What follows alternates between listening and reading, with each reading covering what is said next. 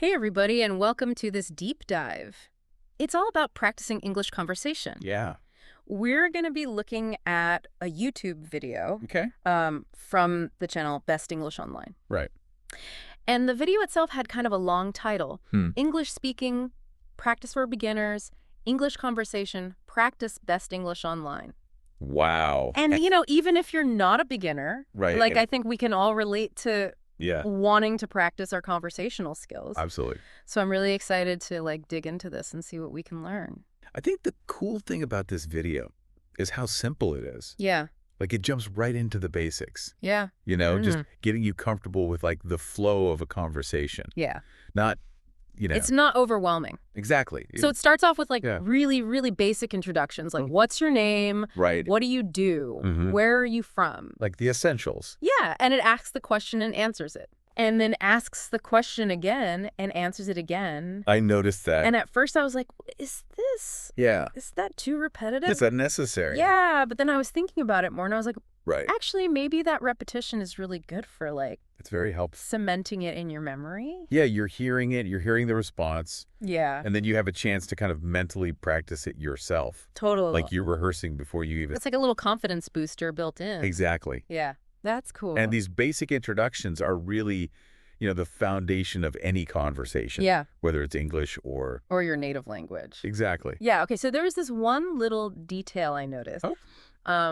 When it was asking about where you're from. Right. The answer was, I'm from Mumbai. Oh, yes. And I was like, wait a minute. Isn't that Bombay? Right, right. So I had to look it up. Yeah. And So this is a great example of how, Yeah.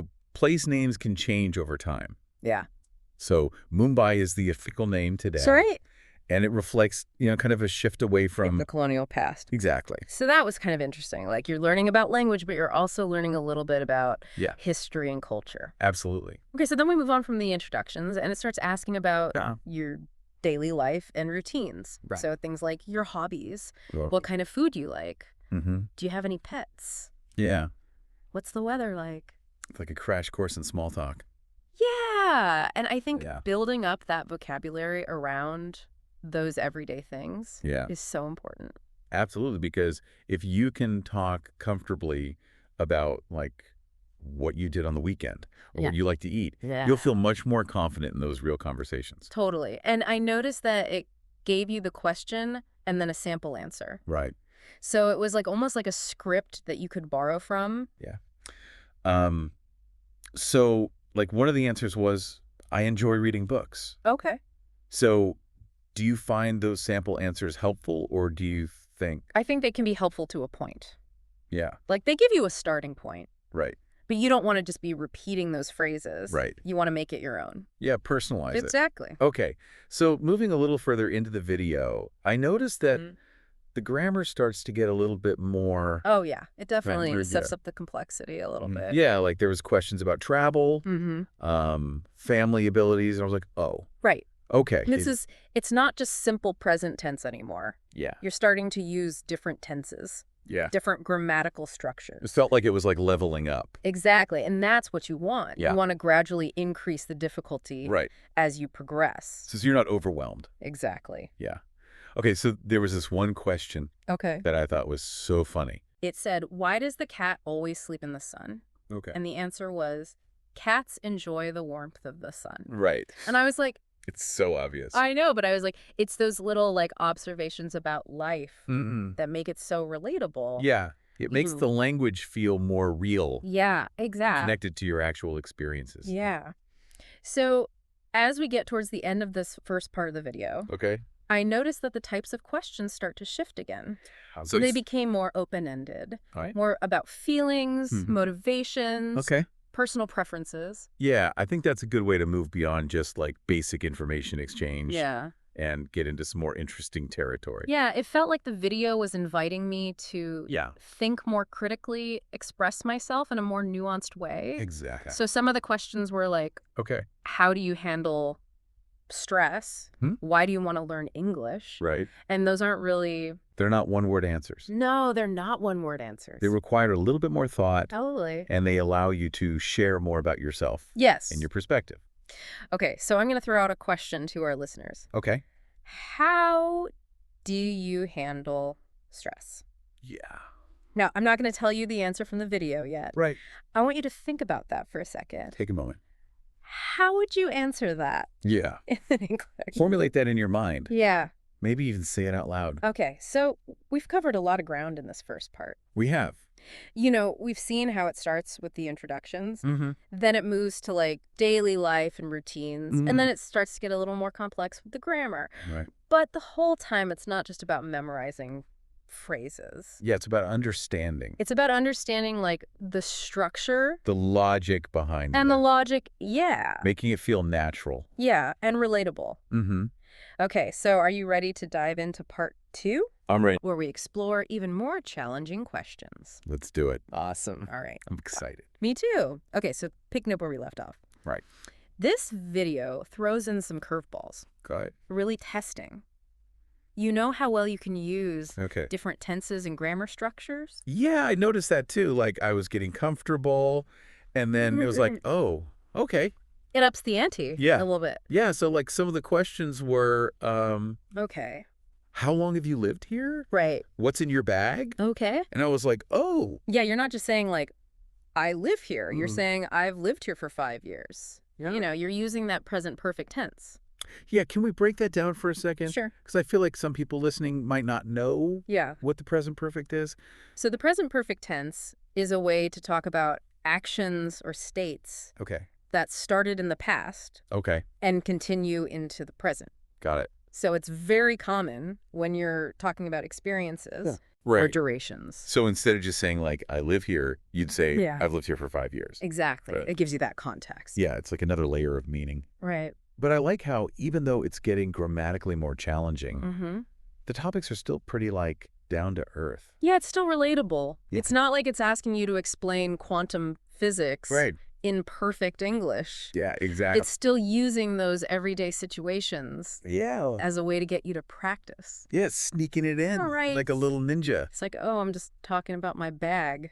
Right. But really, I'm using all these fancy grammar structures. Yeah, totally. Yeah. I also noticed that there were some questions that were like Okay. designed to get like very specific types of answers. Right. Like yes or no answers. Yeah, or like a time or a date. Mhm. Like it was really keeping you on your toes. Yeah. And that's important too, Yeah. because in real conversations, you're not always going to have. These long, open-ended questions. Right. You need to be able to give those like Yeah. short, concise answers as well. Exactly. Okay, there's one part I want to highlight because I thought it was so clever. Right. So it asks, can you swim? Okay. And the answer is yes, I can swim. Simple. Yeah. But then it asks, can you swim again? And the answer is yes, I can swim, but not very well. Oh, I like that. And I was like, that is so smart Yeah. because it's showing you how to like express those degrees of ability. Exactly. It's not just yes or no. It's not black and white. Yeah, like you can be kind of good at something. You could be okay. Yeah. Or pretty good. Or terrible. Or not so great. Yeah. Exactly. I thought that was really cool. Uh-huh. Okay, so moving right along. Yeah. Did you notice how the video starts to ask more about like Oh, yeah. personal preferences? It gets a little deeper. Yeah, and opinions. Mm-hmm. So questions like, do you like to travel? Right. What's your favorite animal? It's letting you express what you enjoy. Yeah. But why? Yeah, it's like it was getting to know me Yeah. a little bit. And that's how you connect with people, right? Right. By sharing those things. Yeah, and I think those are the questions that can spark a conversation. Absolutely. Like if someone asks you what's your favorite animal, Yeah. you could talk about that for a while. You go on and on. Yeah, totally. Yeah. My favorite question in this section was, Okay. what's your favorite way to relax on the weekends? Oh, yeah. I mean, who doesn't like talking about that? Everyone loves to talk about their weekend. Yeah, exactly. How they unwind. Yeah, and again, it's inviting you to like be specific. Yeah, give some details. Yeah. So instead of just saying, I like to watch movies, Yeah. you could say, I love to curl up on the couch Yeah. with a big bowl of popcorn Yes. and watch classic comedies. I love that. Right. Okay, so as we kind of get towards the end of this section of the video, Yeah. do you notice that the questions start to shift again?